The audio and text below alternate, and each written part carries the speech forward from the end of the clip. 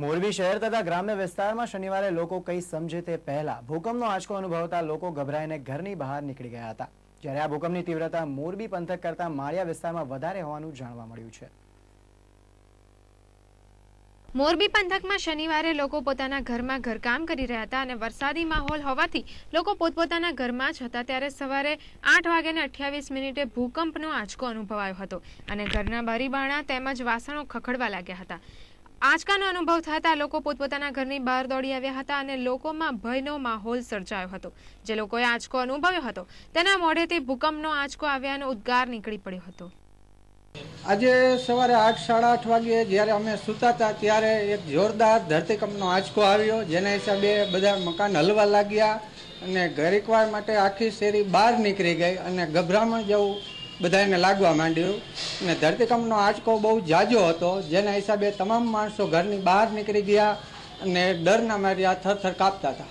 હજી પણ ભયનું વાતાવરણ છે આખી સોસાયટીની માલપા અને આખી સોસાયટી બીવે છે કે આવો કોઈ બીજો આંચકો તો નહીં આવે ને મોટો।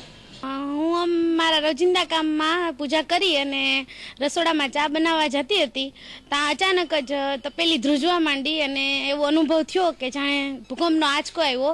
હું ગેસ ચાલુ રાખી અને એમનેમ ઘરને મૂકી અને ઘરની બહાર દોડી આવી તો શેરીની બધી મહિલાઓ બહાર આવી ગઈ હતી। અમને બધાને ગભરામણ થવા માંડી અને અમે બધાએ અનુભવ્યું કે ભૂકંપનો આંચકો આવ્યો। અમે બધા ચિંતિત હતા કે ફરીવાર પાછો આવશે કે નહીં આવે, એટલે અમે બધા મહિલાઓ બધી બહાર આવી ગઈ અને ભૂકંપને સહેજવાર માટે અનુભવ્યો।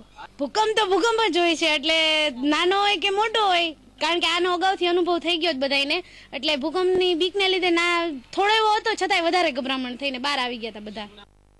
જ્યારે માળિયા વિસ્તારના મોટે ભેલા, નોને ભેલા, ભાવપર જેવા દરિયાઈ પટ્ટીના ગામોમાં ભૂકંપની તીવ્રતા વધુ હોવાથી લોકોમાં ગભરાહટ ફેલાયો હતો અને ભૂકંપની તીવ્રતા રેક્ટર સ્કેલ 4.3 હોવાનું જાણવા મળ્યું હતું।